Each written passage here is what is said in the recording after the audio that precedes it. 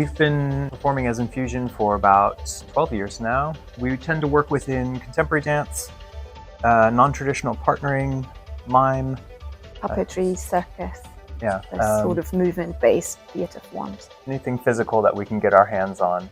We had the idea for Soothe back in 2020. It was the pandemic lockdowns, and at that time we were experiencing physiological symptoms like extreme chest pain and things just from ordinary tasks like opening emails. And we thought, this isn't right. And so after some medical diagnosis, they just said, we think you're just stressed. And so we started looking into CBT.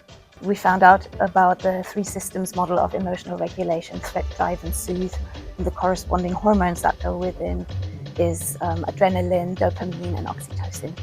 And we thought, like, how is it that we didn't know about this, that this affects us physiologically or can affect us? And we thought we should do a show about this because people need to know. Adrenaline.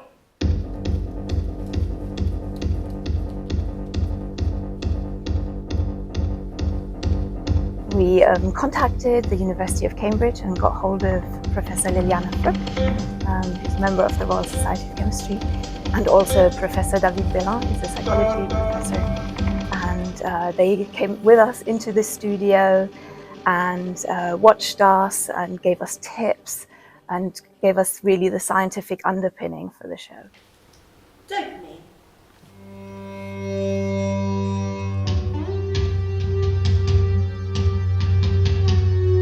We knew that emotions are quite often a function of chemistry in the brain. We've heard that expression for many years, and sometimes it feels a little bit dehumanizing, that we're just sort of the products of chemical processes.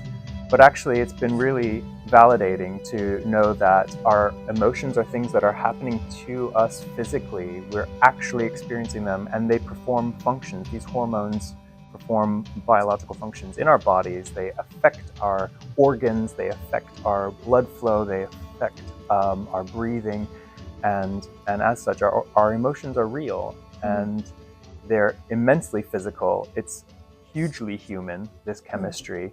And not only that, it's crucial. The more we understand it, the better we can interact with our own emotional state and also the people around us. And we thought, this is so helpful, we want to share this. And because it's physical, we think dance is a great way of doing that.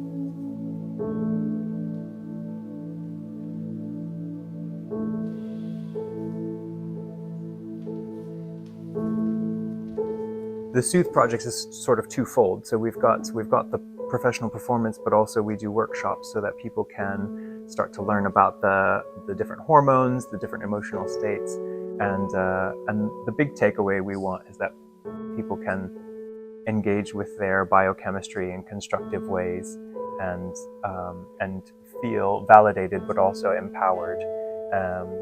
And so inside of that, we take them through the journey. They get to learn about the different molecules. They get to learn about the structures, how they form, how these neurotransmitters ping around in the brain and deliver messages through the body. But then they get to really experience what is threat, fight, flight, and freeze. What is the work-reward cycle? What happens when that gets out of control and it's either maladaptive, addictive, or if you go the other way where you're not getting the reward. And then how do we calm down? How do we renew? How do we connect with other people and find that soothing process? And so and we can express that through non-traditional partnering. Some of our dance techniques are really helpful then to explore exactly that sense of being connected and dancing together and moving together, breathing together. Yeah, partnering is trust by nature, and finding that sense of care that's so crucial, and it helps us recover from the other two emotional states. Oxytocin. Getting connected to the RSC Outreach Fund has helped us take the project from its initial R&D phase, put it back into the studio, and enabled us to spend some real quality time with Professors Liliana and David. And And that just gave us some brilliant opportunities to discuss the ideas.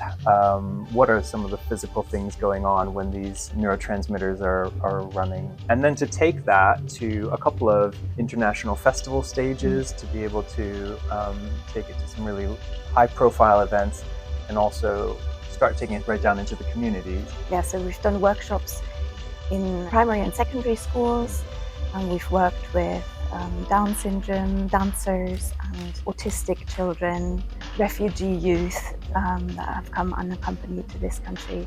And all of them have really enjoyed getting to know the chemistry and the concepts behind it and the well-being side of things as well.